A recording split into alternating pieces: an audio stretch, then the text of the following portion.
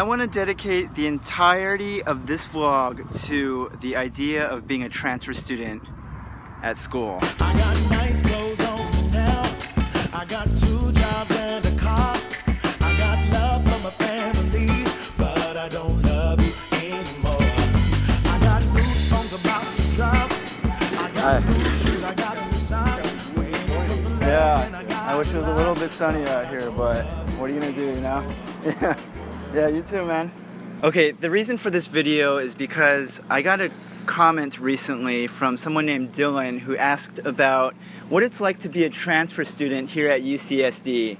So I was a transfer student, so I'm gonna kind of talk about my experience with a few caveats here. So first of all, I'm talking about this from my personal experience here at UCSD only. So if you go to another school and you're hoping to find out about being a transfer student in general, I don't know if this video is going to help too much. And the second thing is that this here is very like of the moment now. Like if you're watching this video in 2022 or later, I don't know if this is going to be very relevant anymore. Take it with a very, very tiny grain of salt. Dylan, based on your question here, I think that what you're trying to get at is what the overall experience is like and how it is with like integrating in with the rest of the school when you didn't start out going to school here as a freshman. So I'm going to break this video down into 2 parts here.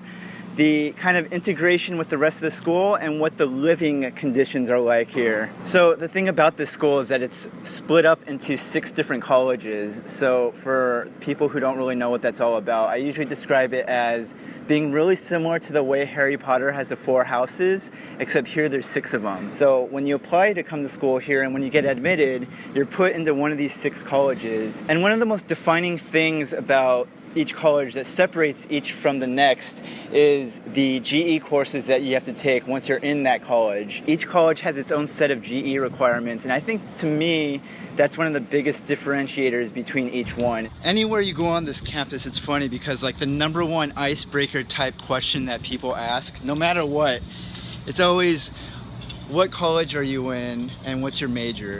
That kind of gets the ball rolling with conversations around here, is just finding out what college people are in. The only thing you should be concerned about when it comes to the 6 colleges as a transfer student is the GEs. That's the only thing that should really matter. Everything else doesn't matter because you're not going to be living with the freshman housing. You're not going to be doing anything with the colleges. When you're a transfer student, you don't have to worry about any of that because most likely you're going to be living here in the village. I would go onto the website, look at each of the college's GE requirements and go purely based on that when you're deciding which college to get into. When you come in here, you'll notice it's very expedited because they kind of cut down the amount of GEs that you have to take. Like it's the same type of stuff that you have to take as a freshman, but they really like cut it down because they know that you're not going to be here for as long as, you know, freshman, sophomore, all the way through. You get here and immediately you go straight into doing a lot of your coursework that's related to your major, which in my opinion, that's kind of what you want to be doing. So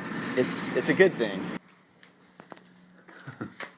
This is just ridiculous in this room here. I feel so ridiculously fancy right now. But I have like Eleanor Roosevelt back here. I don't know if this is an okay shot. Okay, we're gonna have Eleanor coming out of Kevin Isamoto's head here. Okay, so the second part of being a transfer student, and in my opinion, the cooler, more interesting part, is the housing here. One thing I would definitely recommend doing is living at the village, at least for 1 year while you're here. I think it's actually guaranteed housing when you are a transfer student. When it comes to the quality of living conditions, without a doubt, out of every possible place you could live as a student here on campus, the village is the greatest place you could possibly live. It just really is the best. I made a video about the living conditions here a couple of years ago. I'll link the video up here. There's no other place on campus that I've found that has quite as good of like couches and kitchens and just the niceness of the place that you're gonna be living in. If you're in a single, they give you a gigantic full-size bed. If you're in a double, there's no bunk bed situation. Actually, there might be bunk beds now.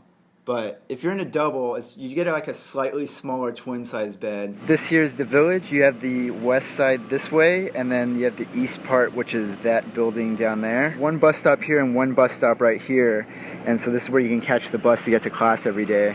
If you're wondering at all about what it's going to be like to meet other transfer students and kind of, get together with your type of people, like 90% of the people living in the village are also transfer students. So your neighbors, everyone you're living with, all these people are all going to be transfer students coming from their different areas. I'll insert some footage of the village right here.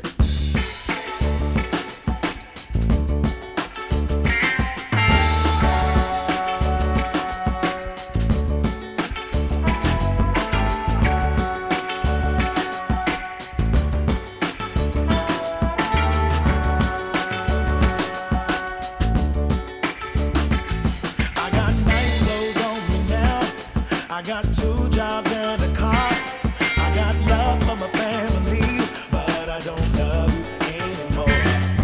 You left me for him, and now I'm going for show. My friends call you a hoe, but I don't love you anymore.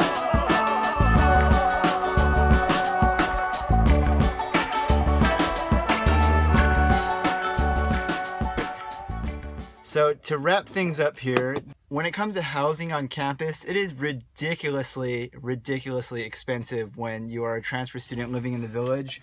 But it does come with a meal plan and you get all the other perks of like living on campus. You really kind of get to know all the other transfer students, and that's where like a lot of my personal friends were also other transfer students or people I just met through living at the village. All right, I'm heading home now because I have a couple of meetings and stuff that I gotta do.